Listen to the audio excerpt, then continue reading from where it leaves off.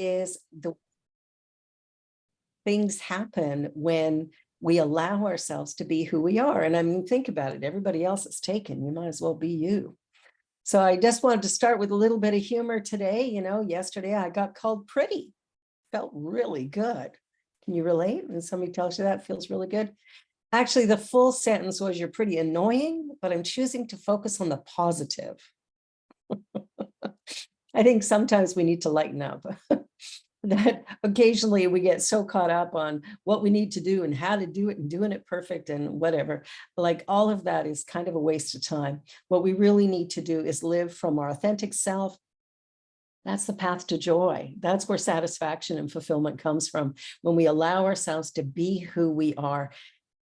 And sometimes we're not crazy about who we are. You know, we've listened to stories we were told as children, or messages we got from family or friends or teachers or peers or bosses or whoever that suggested that maybe we weren't good enough. And I'm here to tell you, you're more than good enough. You're created in the image, likeness of God. Hello. If that doesn't make you perfect, whole, and complete, I have no idea what would. So really important that we begin to live from that authentic self, and to remember that whatever we're seeking in life is seeking us. That there's a desire deep in our heart that's pushing us forward, that's pulling us in the direction of our greatest possibility and our greatest potential. And sometimes we get a little fearful of that because, again, we've bought into what other people think we should be doing or have told us who we are. And we need to remember that's simply projection. It has nothing to do with us. So one of the things that I wanted to touch base on today was a quote that I found from Bill Murray. Oh, so good. He says, I live a little bit on the seat of my pants. I try to be alert and available. I try to be available for life to happen to me. We're in this life, and if we're not available, the sort of ordinary time goes past and you didn't live it. But if you're available, life gets huge. You're really living. I love that because you know, sometimes we're so busy getting through our day, doing tasks, running here and there, that we forget what brings us joy. We forget what helps us to feel fulfilled and satisfied. We forget sort of the impulse within us to connect with one another. And, you know, it was interesting yesterday in the training when a few of us came up with connection as the area we need to work on most. And I thought, wow, it's kind of surprised me a little bit, but, you know, here we are. So time to connect. So living life in a way that honors who we truly are. And we need to take time to figure that out, because I think the messaging we receive from the people around us, from the media, has put a bit of a wet rag over top of our head going, well, somehow I'm not living up to the expectations of everybody around me. And what we want to do is live up to the heart space within us. We want to begin to live from that divine self, begin to find that energy. And so our spiritual practice is really, really important. Taking time in meditation and prayer allows us to really settle into that self, the real self. It's about taking off the masks, removing the limitations that we've placed on ourselves, because ultimately we can't even connect with each other unless we've connected with ourselves. You ever meet somebody where you just can't connect, and yet you know they're a good person, a nice person, but you're not connecting? I had a minister friend like that years ago, and I couldn't figure it out. Nice enough person, but for whatever reason, I just never felt comfortable being around him. And one convention, this was a Center for Spiritual Living convention, he showed up as she. And she was beautiful and wonderful. And I sat down and did an interview with her, actually, because I wanted to share the story that so many people miss out on or don't understand, the idea of someone being born in the wrong body. And At this time, she was already in her mid-60s, and for the first time in her life was publicly coming out as who she really was. When we talked, it was such a beautiful connection. I felt like I was seeing her for the very first time, even though I'd known her for years. And, you know, it's fascinating how when we choose to be who we truly are, sometimes rejection follows. And rejection definitely followed her. So much so that she decided to just go back to dressing like a man and please everybody else around. And it kind of made me sad because I thought, who you are should be enough for the world. And I know we live in really changing times and really interesting circumstances, and we don't always understand why people are the way they are. But I think one of the things that we can do to support ourselves and others is to live from compassion, to come from a place of, tell me more about you, tell me more about your journey. When we begin to listen to each other, when we begin to understand ourselves, we become more compassionate, because in understanding ourselves, we're now free to understand others. When we're living in confusion, it can be difficult to receive another person with a very open and loving heart. And I truly, truly believe that love is the answer. It doesn't matter what the question is. Love is the answer. And in Unity, we teach oneness. And what oneness is love. Okay? Not the emotional, huggy-feely kind of emotional idea of love, but love means oneness. And so when we come to that understanding of oneness, that's when our judgment and criticism ceases. Our judgment and criticism of ourselves, our judgment and criticism of others and how they choose to live. We come to a place of simply being. And in that beingness, we are able to meet people where they are. And if we don't understand them, if we don't get why they live the way they live or do the things they do, in a place of true love, we will take time to learn, to discover, to find out about each other. And that is a really powerful thing. It's really positive. It's really productive. It feeds and nourishes us and feeds and nourishes others.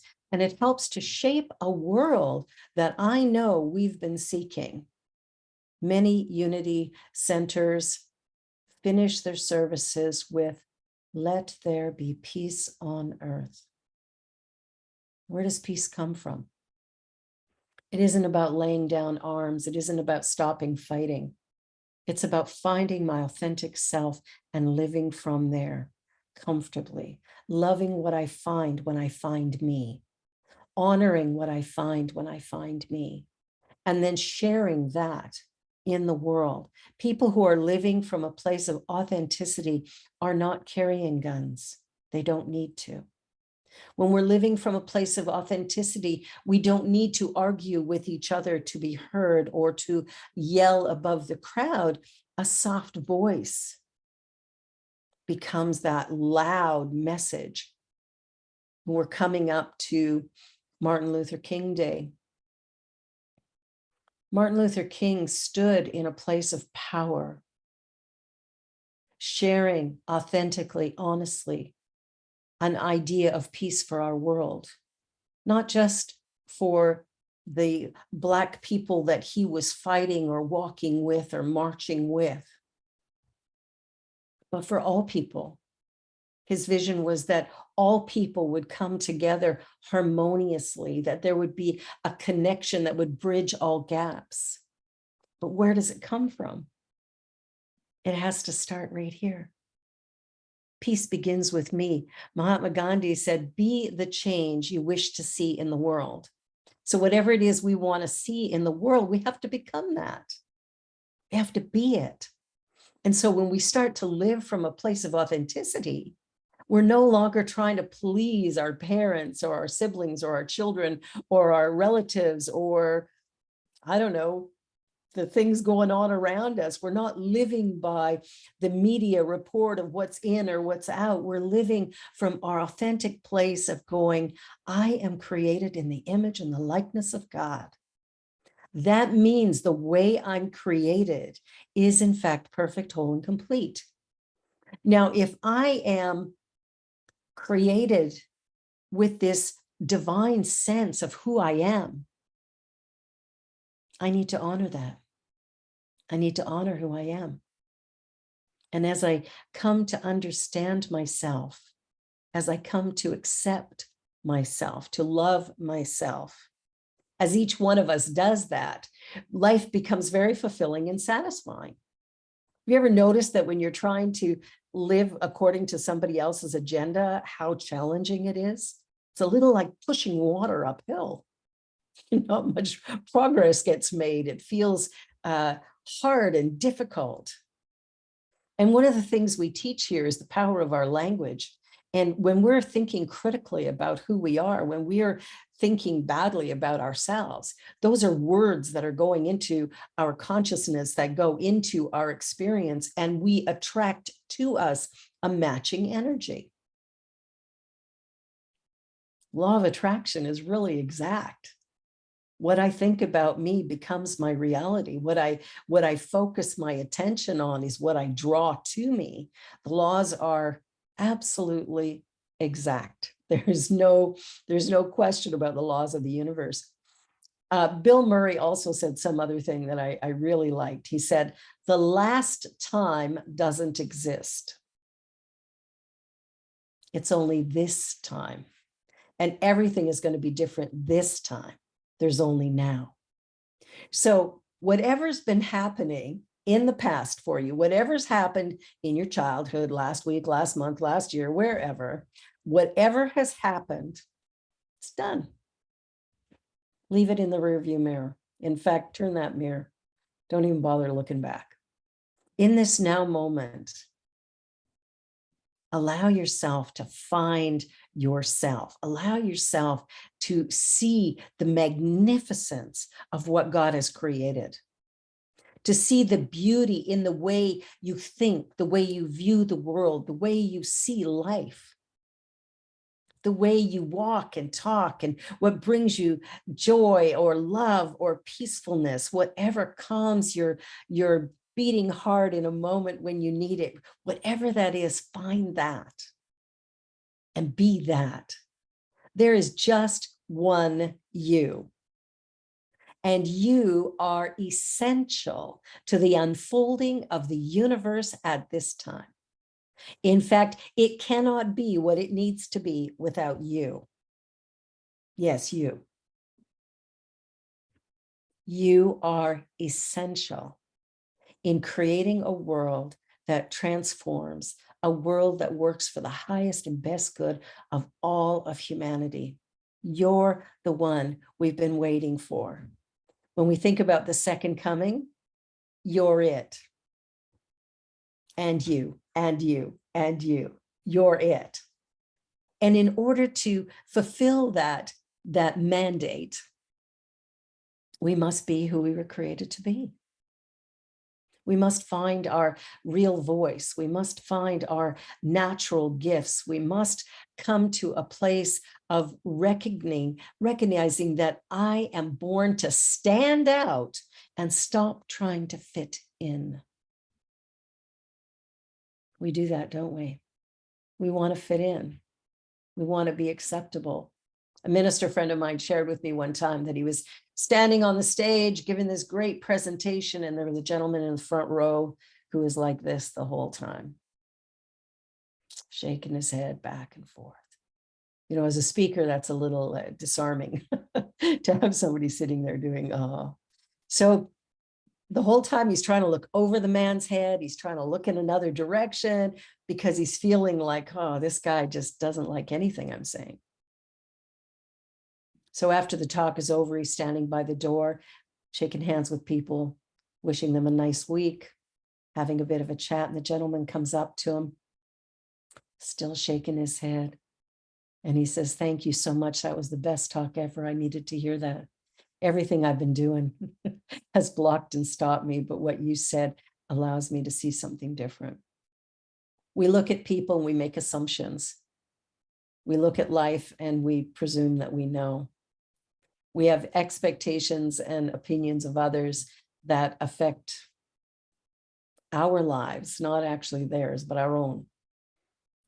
And what we want to do is find a way to walk a path of wholeness, a path of peace and well-being, a path of love.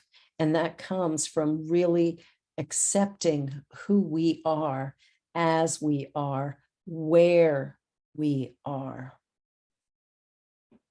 It's time to get rid of shame and guilt. They don't serve, they don't support. Brene Brown wrote, authenticity is a collection of choices that we have to make every day. It's about the choice to show up and be real, the choice to be honest, the choice to be true to ourselves, the choice to be seen, to allow the true self to be seen. And sometimes when we stand up authentically, some other people may not appreciate it. That's okay. Because our task is to stand out, not fit in. So we're changing up the game a little bit. Bill Murray also said the secret is to have a sense of yourself, your real self, your unique self.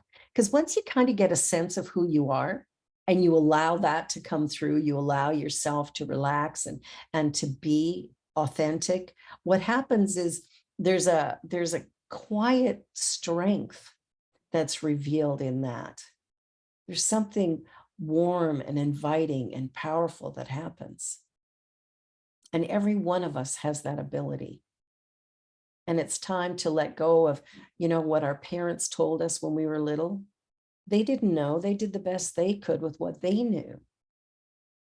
And what most parents, I know myself included, was when our babies were born, we wanted them to not make our mistakes, right? We wanted them to be healthy and happy and productive and, be doctors or lawyers or something really successful. And we had a plan, a strategy. But the truth is they came in as who they were. And it wasn't our job to shape and mold and create them into something. They already were something, just like we already were something when we came in. What we want to do for our children is create a container where they can be who they are, where they can stumble and fall and find their own internal wisdom and strength and power and possibility. And now it's time for us to do that for us. Because if we didn't get it when we were young, we need to get it now. It's not too late. It's time to stand up, to accept that I am one with this divine creator, that I am in fact perfect, whole, and complete, that I am unique and special like everybody else.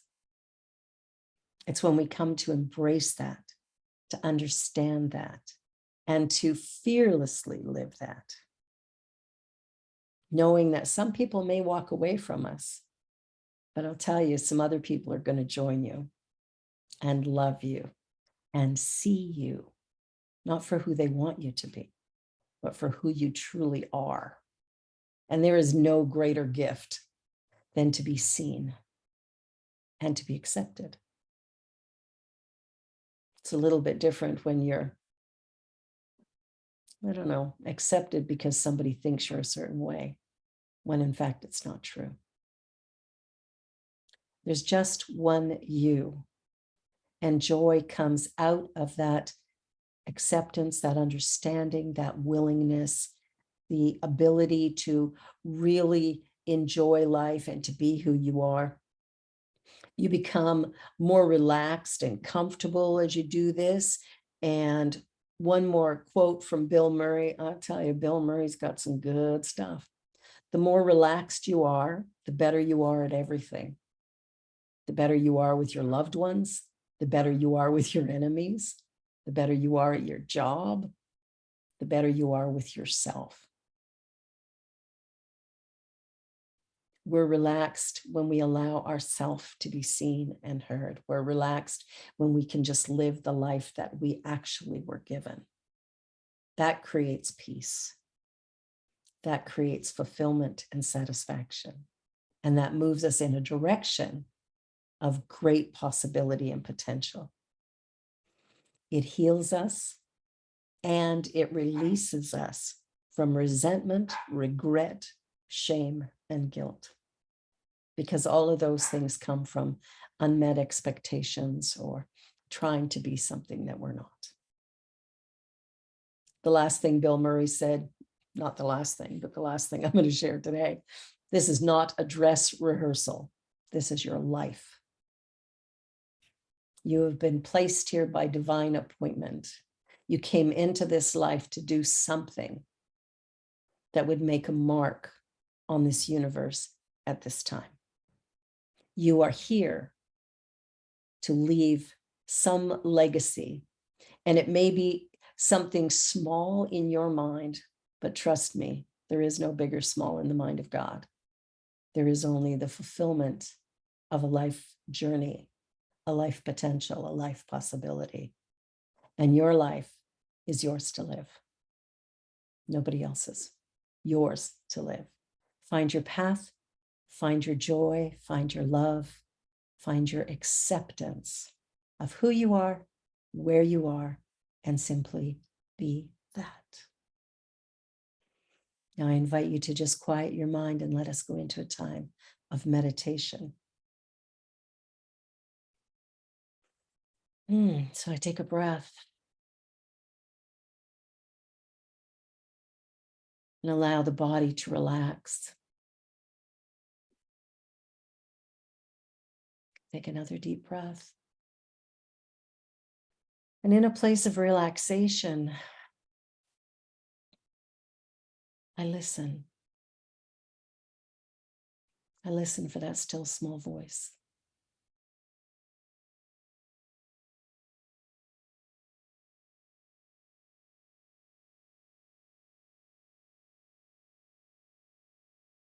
At the depth of my being, I exist, fully formed, fully realized.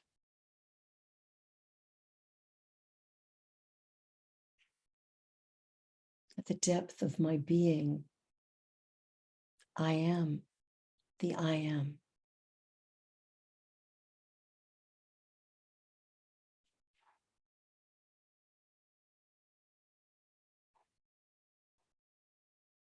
In the core of my life experience,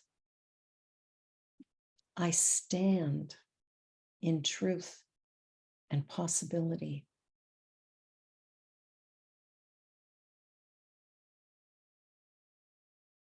I am power. I am joy. I am love.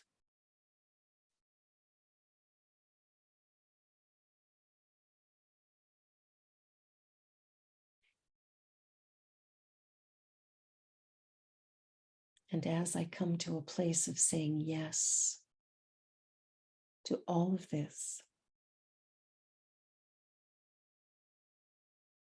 I feel a deep sense of comfort.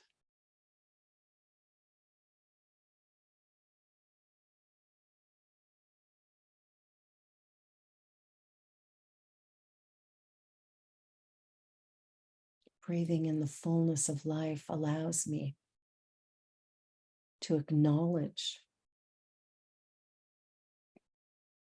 the divinity, the humanity,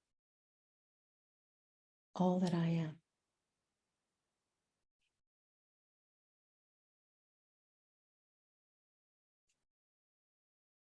In speaking in the first person, I do this because there is only one thing going on.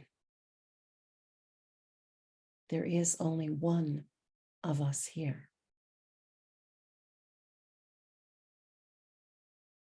Individualizations of a perfect creator.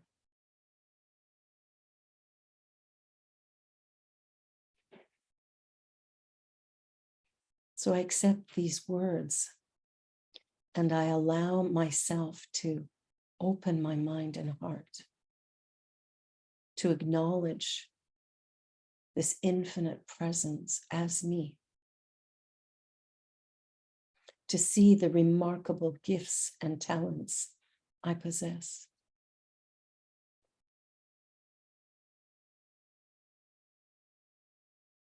And to be a light in a world that is seeking it.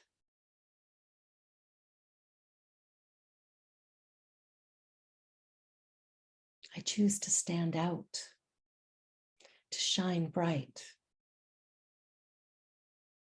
to create a sacred, authentic life that honors the path, the purpose, the journey that I am here to satisfy and fulfill.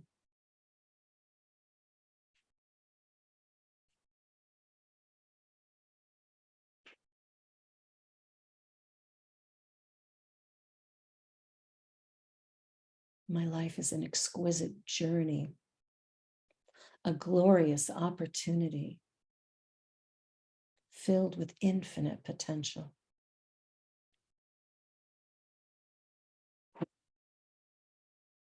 I honor that now. I honor that moving forward.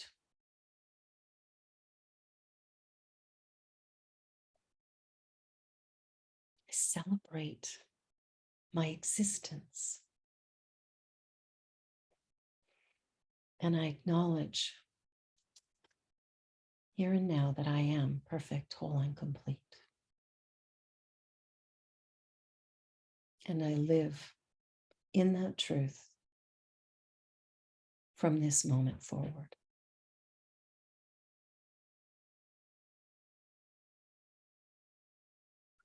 Take a deep breath in.